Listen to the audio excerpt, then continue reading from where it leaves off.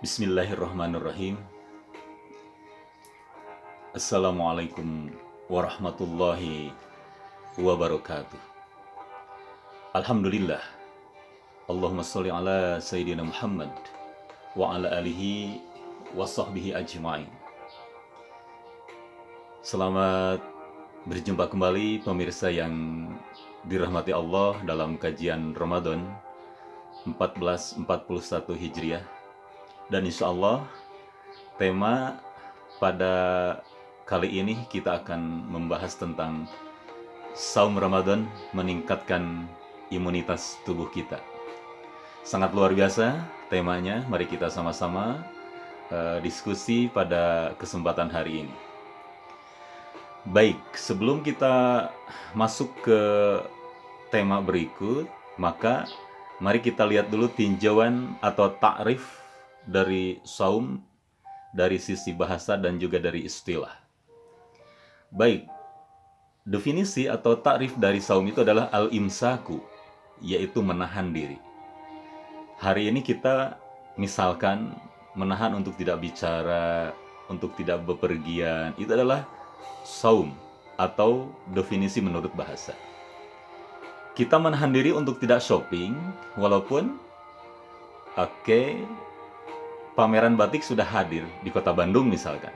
Maka itu adalah definisi secara bahasa yang dinamakan saum seperti itu.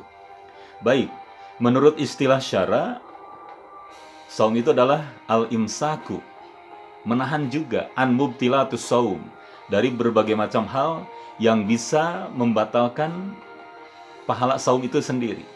Ya, min tulu'il fajri, mulai dari terbit fajar, ila ghurubi syamsi, sampai terbenam matahari. Di situ ada kaitannya liwajhillahi ta'ala, atas dasar karena rindu dan karena Allah Subhanahu wa ta'ala, menjalankan perintah Allah, tidak ada harapan lain. Kemudian bisyurutin makhsusatin, dengan syarat-syarat yang sudah ditentukan menurut hukum syara. Itu adalah definisi saum, ya. Baik, Ibu dan Bapak pemirsa yang dimuliakan Allah Subhanahu wa taala, lalu betulkah puasa itu mampu meningkatkan imunitas kita? Ayo kita lihat tinjauan dari dua kacamata yang berbeda. Yang pertama adalah kacamata medis, kemudian yang kedua adalah kacamata religius, ya. Dalam hal ini, Ibu dan Bapak, mari kita lihat ada pernyataan yang disampaikan oleh Imam Al-Ghazali radhiyallahu atau rahimahullahu an, bahwa namanya saum itu terbagi ke dalam 3 kategori. Yang pertama adalah al-am, saum menurut ukuran orang-orang awam, ya, common people. Kemudian yang kedua al-khos, yaitu saum orang-orang secara khusus. Lalu yang ketiga khawasil khawas, ya, tingkatan saum yang ketiga adalah khususil khusus, very very special, ya. Baik, yang pertama, puasa orang awam adalah amma saumul umum fahuwa kaful batni wal farji an qada'is syahwati. Ya, definisinya seperti itu. Jadi saum menurut orang awam adalah menahan perut kita, ya, dari perasaan lapar, haus dan dahaga, kemudian wal farj, dan kebutuhan seksual atau biologis, an qada'is syahwati. Nah, seperti itu Ibu dan Bapak hadirin sekalian. Jadi orang awam di dalam pemikirannya yang namanya saum itu hanya sekedar menahan lapar dan dahaga saja. Ya, tidak ada yang lain. Jadi dengan syarat-syarat yang ditentukan dari mulai terbit fajar sampai terbenam matahari, dia tidak makan, tidak minum, tidak melakukan hubungan biologis apapun, ya. Itulah saum orang-orang awam, ya. Baik. Lalu yang kedua, Imam Al-Ghazali menyampaikan puasa khusus, ya. Baik, nanti pertanyaan bisa ditambung dulu ya, Ibu dan Bapak. Wa amma shaumul khusus fahuwa kafus sam'i wal basar wal lisan wal yad war rajl wasairil jawarih anil alsam. Saum menurut orang-orang khusus atau level yang khusus adalah menahan seluruh anggota tubuh kita loh Ibu dan Bapak. Dari mulai kepala sampai ujung kaki, Ya, di situ ada lebih dari yang pertama. Bahwasanya saum yang kedua ini sudah bisa menahan anggota tubuh kita seluruhnya dari perbuatan jahat, dari perbuatan zolim, dari hal-hal yang bisa membatalkan pahala saum itu sendiri. Ya, kalau tangannya tidak pernah memberikan satu torehan yang negatif. Tidak ada tamparan, kalau lisannya ini adalah lisan yang terjaga, tidak pernah memberikan satu kenyataan di dalam kehidupan sosial bisa menyakitkan orang lain. Ya, justru yang lebih bahwa lisannya ini akan memberikan kedamaian untuk umat, untuk orang lain. Nah, itulah yang dinamakan dengan saumul khusus. Seluruh anggota tubuhnya, ya, dari mulai ujung kepala sampai kaki itu tidak pernah tergelincir di dalam kekhilafan atau yang namanya kan dosa. Ya, baik. Di dalam level yang kedua ini, Ibu dan Bapak, ruh saum ini ya sudah memberikan daya tahan terhadap eksistensi diri sendiri. Ya, seluruh anggota tubuhnya sudah selamat. Artinya apa? Saum di yang level kedua ini, ruhnya itu sudah memberikan kontribusi positif menjadi imun daya tahan tubuh terhadap hal-hal yang terjadi selama ibadah saum ini. Itu yang kedua loh Ibu dan Bapak. Lalu kita masuk di level yang ketiga. Imam Al-Ghazali menyampaikan saum yang sangat khusus atau yang disebut dengan khususil khusus. Wa amma saumu khususil khusus, yaitu fahuwa saumul qalbi anil himamid diniyah. Ya, anil himamid daniyah wal afkarid dunyawiyah wa kafuhu amma siwallahi azza wajal bil kulliyah.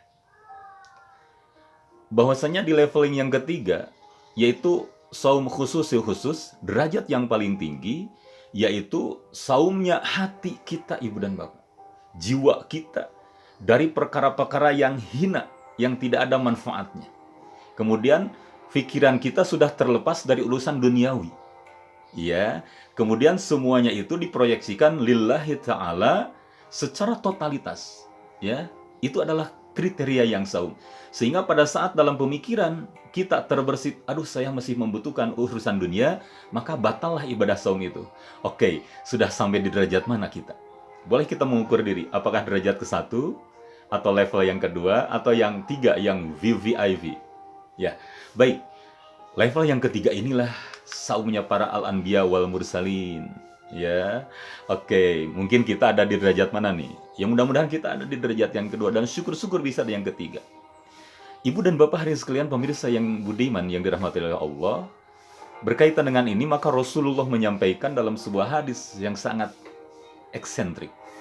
Rubba sha'imin hadduhu min siyami al-ju' wal atas wa rubba qa'imin hadduhu min qiyamhi as-sahar. Banyak orang yang mengikuti dan melaksanakan ibadah saum, tetapi yang dia dapatkan dari ibadah saum itu hanya satu, yaitu lapar dan dahaga saja. Kemudian banyak orang yang bisa terbangun di tengah malam, melakukan ibadah sholat malam, sholatul lail, atau terawih di bulan Ramadan ini, tetapi yang dia dapatkan hanya terjaga atau melek saja. Nah, Ibu dan Bapak hadirin sekalian, jangan sampai masuk ke kategori itu. Maka oleh karena itu mudah-mudahan Ibu dan Bapak, mari kita padukan tinjauan saum menurut dua kacamata yang berbeda, yaitu medis dan religius. Bahwasanya betul-betul apabila saum ini dilakukan dengan baik, sesuai dengan syarat dan rukunnya, hati kita beribadah, hati kita saum, tangan kita terbebas dari jahat, lisan kita terbebas dari menggunjing, kemudian apa? Hati kita terbebas dari al-hikdu. Maka itulah kategori bahwa ruh saum ini sudah memberikan imunitas yang tinggi terhadap kehidupan kita. Artinya apa?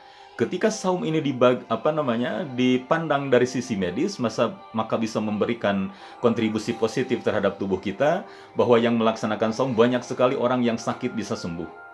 Yang punya lambung atau mah yang kronis juga bisa sembuh dengan saum. Karena apa? Metabolisme tubuh kita semakin seimbang. Ya, yang tadinya kolesterolnya tinggi, ya dengan ibadah saum maka akan seimbang. Itulah tinjauan medis Ibu dan Bapak hadirin sekalian. Ayo kita padukan dengan pandangan religius, bahwasanya ketika saum dilakukan dengan baik, maka insya Allah akan memberikan proses imun tubuh kita akan semakin baik. Jadi bukan hanya imun, tapi iman pun akan semakin tinggi di hadapan Allah Subhanahu wa taala. Ya ayyuhalladzina amanu kutiba alaikumus siyam kama kutiba alal ladzina min qablikum la'allakum tattaqun. Endingnya apa? La'allakum tattaqun. Jadi akan memberikan imunitas yang tinggi baik untuk diri atau jiwa ataupun untuk iman kita di hadapan Allah Subhanahu wa taala. Baik, tetap semangat di Ramadan tahun ini. Dalam notabene kita hari ini sedang menghadapi sebuah wabah yang begitu luar biasa, yaitu COVID-19. Mudah-mudahan kita terhindar dan terbebas dari itu. Sampai jumpa di lain kesempatan. Wallahul muwaffiq ila aqwamit thoriq. Wassalamualaikum warahmatullahi wabarakatuh.